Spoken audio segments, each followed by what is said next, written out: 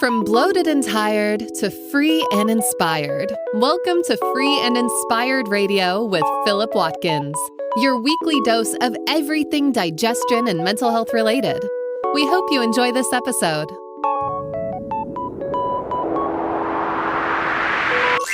Here is your host, Philip Watkins. Yes. Hi there. Welcome to another episode of Free and Inspired Radio. I'm your host and naturopathic practitioner, Philip Watkins, and I'm grateful to have you with us today. If you're new to the show, well, the title says it all. It's all about feeling free and inspired and exploring the many different avenues you can take to get there. Whether it's deep dives on digestion and mental health solutions, or guests who offer their own stories and answers, I hope I can be the type of guide you can rely on to unlock the agency you have to reach your own mental and physical competency. Let's get started with what's coming up on today's episode. Coming up on this week's show. Welcome, herbs and spices. It's episode 43 of Free and Inspired Radio. How's your week been? If you're listening to this on the weekend, I hope it's relaxing. If you're listening to this during the week, I hope it's going well. This week on the podcast, we're looking to fulfill a promise that I made quite a few episodes ago about a deep dive or a deeper dive on melatonin. Now, bearing in mind, there are books written about melatonin. I've tried my best to look at how and who it can help, and some of the things to keep in mind if you want to try it. And look, I hope you get something out of this episode, because I think melatonin is one of those things, one of those interventions, if you like, that really does divide people, because it's risen very sharply. Its use has risen very sharply post-pandemic, as it's often polarizing in its effects. And some find melatonin gives them exactly what they need, while others don't. In an episode earlier this year, as I said, I promised I would dive deeper into this remarkable hormone, and here we are. We're going to look at how melatonin works in the body, how it interacts with other hormones such as cortisol, some things about melatonin you didn't know, i.e. melatonin and its proposed role in IBS, and of course some guidelines on how to take it. So how is melatonin created in the body?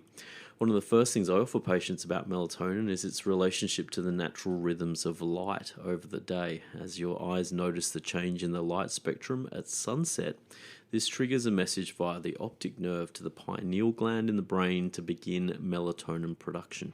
So melatonin production and distribution are enhanced by darkness and diminished by light. So that's easy to think about.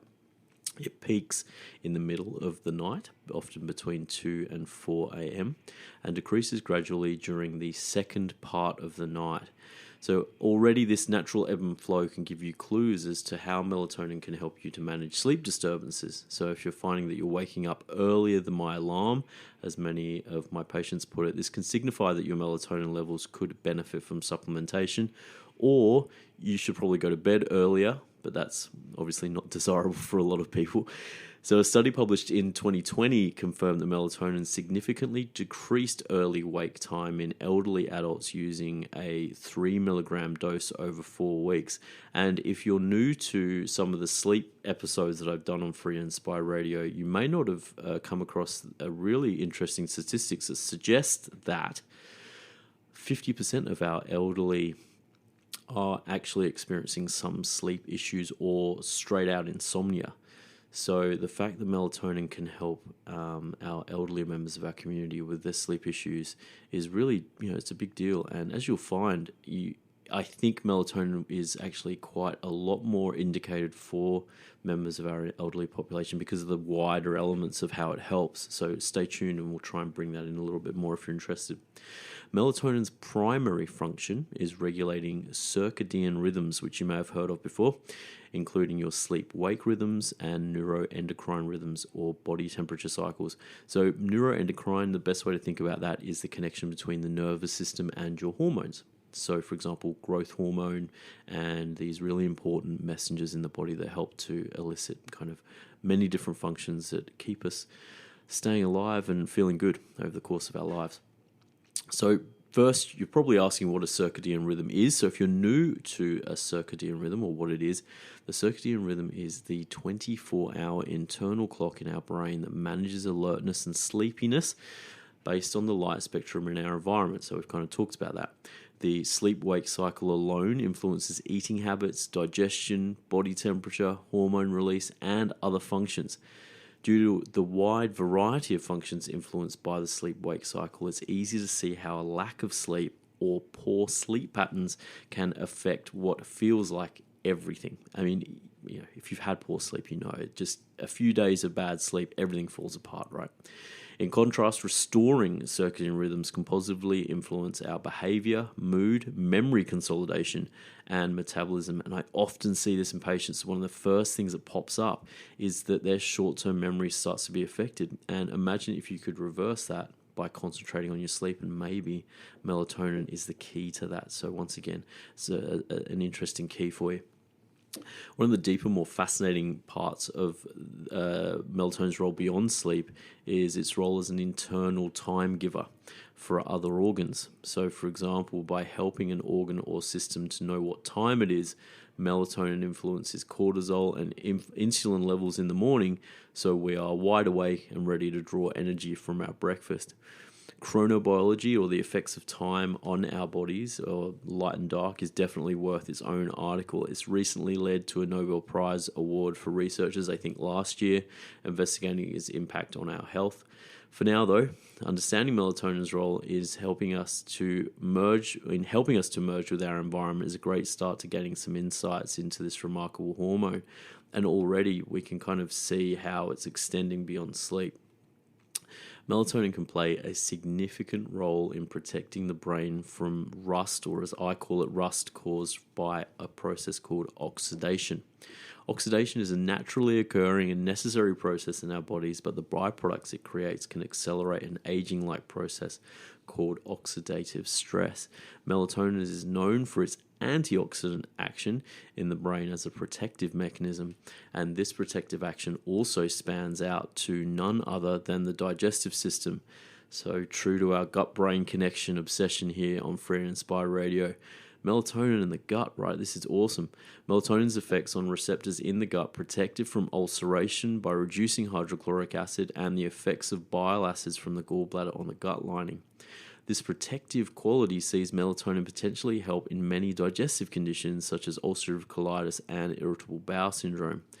One of the bonuses outside of sleep for melatonin is this proposed role in IBS. And as I said, true to our theme here, we're all about bringing the gut and brain together, and this is a great example, right? Melatonin's role in IBS might be a perfect example of this. Visceral pain and abdominal discomfort are frequent and typical in IBS, and a review published in 2021 suggests that melatonin's anti-inflammatory effects may work on assisting with these symptoms. So I'm just going to say that again. People with IBS often have this strange, non-specific or non-localized pain in their gut, and it's very uncomfortable. And 2021, a review came out saying that melatonin, or correcting your sleep, may actually be a big part of that. Because remember, melatonin is really coming in and correcting your sleep-wake cycles, but also its anti-inflammatory effects may help you with these symptoms if you're experiencing it. In my opinion, one of the more interesting reviews released in 2022 this year explored how circadian rhythms influence the digestive system. So they're really starting to get into this. For example, the same circadian rhythms that melatonin influences regulate digestion and absorption of nutrients. Motility, which is a herb. Motility is a word you'll hear quite a lot on the show. The transit of your food through the digestive system, and even the activity of the microbes in your gut. So some of the bacteria in your digestive system have clock genes, so they are also on a 24-hour rhythm as well, which is super interesting. The review goes on to mention that disruptions in circadian rhythms may be responsible for the origin of functional digestive disorders such as IBS outside of other origin stories such as food poisoning and things like that, on the autoimmune element. Melatonin's role in all of this is very exciting. The melatonin concentration in the gut is 400 times higher than the brain's pineal gland, even though the pineal gland's melatonin does go through the systemic circulation and get into where it needs to from the brain, the concentration there is still less than what is in the gut. Furthermore, these higher levels are independent of what the brain produces, suggesting that melatonin plays a precise role in balancing the digestive system. Now, moving forward, this isn't just the tip of the iceberg with melatonin. As I said, there's an amazing book out there. I'll try and find the author in the show notes for you. But let's have a look at some of the other effects of melatonin as a hormone. So melatonin directly enhances components of the immune system, or at least this is how it seems in animal studies. Melatonin enhances nearly all parts of the host or innate immune system. And if you're new to that, the innate or host immune system is the generalized line of defense between the body and the outside world. Awesome. It does this via increasing T helper immune responses, so think general responses to infection, and reducing nitrous oxide or nitric oxide formation, which in turn helps decrease inflammation. Once again, there you go, anti-inflammatory action for melatonin there. A complete flip and another random job for melatonin is it may also assist with bone formation. Once again, though, the primary studies here are in animals, so common message on Free and Inspired Radio, don't get too excited by animal studies, but there are some pilot studies in humans.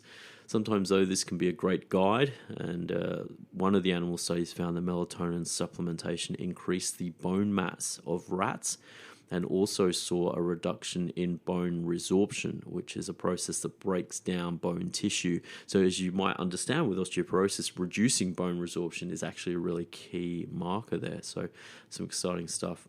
These significant results have led to some small human studies assessing whether melatonin could help bone health in perimenopausal women. The melatonin group didn't change bone density scores over 6 months. I'm going to repeat that. The melatonin group did not change bone density scores over 6 months, but there did seem to be a downward trend in bone resorption, suggesting that melatonin could help prevent bone loss, which is a huge part, once again, for our elderly community, right? Another lesser known use of melatonin and its influence is on energy metabolism, body mass. So we actually touched on this earlier, didn't we? So we talked about cortisol and insulin. But without being too hyperbolic about it, melatonin may actually contribute to keeping you slim. Gosh, that's a big hook bait thing, isn't it? Don't get too excited. Once again, the jury isn't in on this one. Early studies have found that melatonin reduced body weight in animals didn't actually transfer over to human studies. So don't be too disappointed. But positive studies have cropped up in other research where weight gain was a simultaneous part of a mental health condition or menopause. So, stay tuned. I mean, look, there was one systematic review that pulled studies together to draw broader conclusions that found potential in using 5 to 8 milligrams of melatonin for 6 to 12 months. And that dose over that period of time was associated with a decreased BMI. This dose is something that I wouldn't go out and do straight away. I would probably speak to someone about doing that because, look, there's other reasons why you want to take care of throwing hormones into your body. It does speak to the span of melatonin's action in the body, though, and this is what we're trying to look at in the episode, is trying to look at melatonin beyond sleep, because I really want people to understand that the brain and mental health and sleep, it's so connected, and everything is connected to that. And, hopefully we're seeing melatonin's action kind of really highlight this. So while the jury is out on melatonin and weight loss, another metabolic condition has some important preclinical research. And this actually was a little new to me, just exactly how far this research had gone. And once again, if you are a regular listener to the show, you would know how frequently non-alcoholic fatty liver disease pops up in numerous clinical landscapes. I mentioned it in different ways on the show. But notably, predictions see China experiencing the most significant increase in non-alcoholic fatty liver disease in the coming years, making this more of a global disease than once was considered a Western one. With non-alcoholic fatty liver disease being a precursor to diabetes, more and more people are encountering this illness as part of their annual blood checks. It seems melatonin affects all of the key markers of fatty liver over 12 weeks, along with some other effective natural medicine interventions. So just a bit of a surprise on that one for me. And as I said, the research is really strong. So a randomized controlled double-blind clinical trial. So that's a pretty strong standard of trial, found that 6 milligrams of melatonin significantly improved many markers associated with fatty liver. So for example, liver enzymes, highly sensitive C-reactive protein, key marker for the cardiovascular system, blood pressure, and the grade of fatty liver itself all changed for the better with melatonin. And that's just remarkable, isn't it? It'd be very interesting to see if they can recreate this study, do it with a whole lot more people, and make it more clinically relevant, because we may find that, once again, if we can find out whether or not it's the sleep-wake cycles improving these things, what is it, like the circadian rhythms contribution to it, it'll be super interesting. Let's be honest though, most of the time when you hear melatonin, you're probably interested in how to use melatonin for your sleep. And after the break, we're going to get into that, so stay tuned on Free and Inspire Radio, and we'll be back with more on melatonin real soon.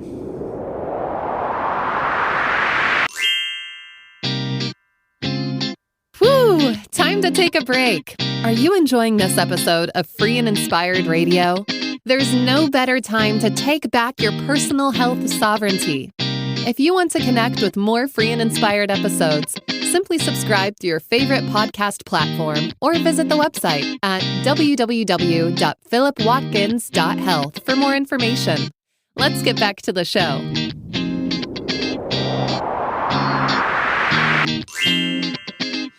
Yes. Welcome back. It's episode 43 of Free and Inspired Radio. Thanks for hanging out.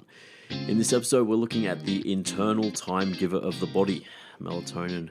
We've already touched on some of the broader effects of its action in the body, but let's talk about melatonin and sleep. It's very important. It works for a lot of people. It's used a lot in clinic. Both natural and modern medicine have a thing for melatonin, and it's kind of starting to see why, right? We've introduced melatonin's effect on the immune system, its proposed role in IBS, but how about helping you sleep? So a systematic review released at the beginning of this year, or 2022, depending on when you're listening to this, brought together 23 randomized controlled trials looking at sleep quality and various diseases. So melatonin has a positive effect on sleep issues associated with respiratory diseases, metabolic disorders, and primary sleep issues, but not on sleep problems brought on by mental health conditions. So this is super interesting, right? Because this is the difference in action, if you like, goes a long way to maybe explain why melatonin may work for some, but not for others. So how would a respiratory disease or a metabolic disorder give you bad sleep? Well, sleep apnea is a big one. It affects a lot of people, and that's primarily or believed to be partly metabolic in nature. Having trouble breathing, right, will give you some sleep issues as well. So interestingly, when it comes to mental health conditions, increased melatonin levels were seen in the blood and urine of people who had successful treatments following the administration of antidepressants. This change in melatonin somewhat makes sense, considering that melatonin is derived from serotonin, in saying that, though, there was an interesting hypothesis proposed in the 80s called low melatonin syndrome and its relationship to depression. Didn't get much traction, but it's interesting just to bring together melatonin as to whether or not it plays a different role in mental health conditions aside from sleep, which would be more of an anti-inflammatory or antioxidant effect on the brain. And with neuroinflammation becoming a big deal or a bigger deal over the years, it'll be interesting to see whether or not that, our view of melatonin and mental health conditions extends beyond sleep. Other studies back up melatonin's use in sleep with a little bit more detail about its effects on poor sleep specifically. For example, a meta-analysis published in 2013 brought together 19 studies for a total of 1,683 subjects and found numerous effects. So a little bit contradictory. These positive effects including reducing the time it took to get to sleep and increasing sleep duration. So that increasing sleep duration talks about what we touched on earlier, which is stopping people from waking too early, right? So people are waking before their alarm. So we've seen this in a study that it's going to increase sleep sleep duration. This study did mention that melatonin, in comparison to other sleep interventions when compared to placebo, did have a lower absolute benefit, but was still appropriate because of its low side effect profile. I'll take that a little further, even considering that the absolute sleep benefit is lower. Hopefully, after getting this far in the episode, you'll agree that melatonin's broader effects on the body outside of sleep, especially in the metabolic and immune landscapes, are significant bonuses to its sleep influence. Now, I'm going to just do a short bridge here in the sense that if I can offer you a clinical perspective, so what I see from my chair is that a lot of people who come and see me for sleep aren't just dealing with sleep on its own. There are other metabolic issues, there are other potentially immune issues, there are other things going on. So this is where, sure, melatonin may not be in the research as good, absolutely, as other herbal medicines, for example. And you can check out the episode I did on herbal medicine and some supplemental stuff for sleep. I think 3 episodes ago, episode 40, I think. Check it out. You've got eyes, use them. And as I said, so look, melatonin may really become a broader assistance, and we'll really find that out. I wanted to add this in before the end of the episode. There's a special note here on using melatonin, especially for children and teenagers. Sleep patterns, especially in Hong Kong, have changed with children and teenagers. And I'm sure across the world, kids and teenagers going through different phases of lockdown and isolated education. Unfortunately, the research is really kind of showing that it's had a huge effect on our young people. And according to a report from RTHK in Hong Kong, students who went to bed later, primarily down to less optimal levels of physical exercise and activity, had lower levels of melatonin. So this can obviously prompt people to think that melatonin supplementation is the first point of call. It makes logical sense, right, to give to your children, but there are quite a large amount of pediatric and people, kids getting poisoned by melatonin, just taking too much. So don't rush to give melatonin unless you've tried, some herbal medicine, for example. I generally feel like lower doses of melatonin below 3 milligrams are important. This is where I would just seek out some help to try and work out what's best. I think that children I've seen who have had trouble sleeping often respond better to high levels of physical activity for sleep, or herbal medicine before thinking about melatonin. So that's just a small note there for some of our parents who just want to get some sleep because their kids aren't sleeping. So what do you think? In a world where it seems as if it's hard to get a straight answer, I'm hoping episodes like this help to demystify when things like melatonin might help, and where in the case of mental health sleep issues it doesn't. And it's fair to say, though, that in a world dominated by bright light from our screens, melatonin may have a more significant role to play beyond our sleep that will be exciting to follow. Before we finish this free and Inspire Radio episode, if you would love to hear more from me and get the word on new articles, podcast episodes, and everything else, we've got 2 more ebooks in the works, coming out hopefully at the beginning of 2023. So hot off the press. For those who you listen to the end of the show, you get all of the good news. You can get the current ebook, Psychobiotics or Probiotics in the Brain, by signing up to the newsletter on the homepage of philipwatkins.health. Your reviews on Apple Podcasts and Spotify help me get the word out on the street. If you're listening to this on YouTube, throw the video a like and subscribe to see when each new podcast is uploaded on YouTube. As always, comments, if you want to throw questions, please do. I'm happy to do what I can. I want to send shouts to the show listeners who always get this far as usual.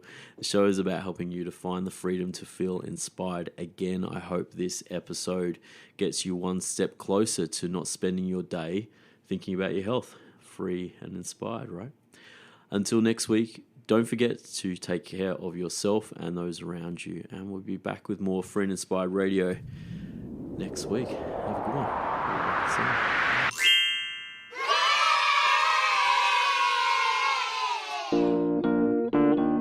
Oh my gosh, you made it to the end. This show is all about you, and we hope you finished this episode feeling one step closer to feeling free and inspired. We'll be back next week, but if you want to know more about Philip, please catch a digital flight to www.philipwatkins.health for further details about how we might be able to help. In the meantime, have a great morning, afternoon, or evening, and we'll see you for another episode next week.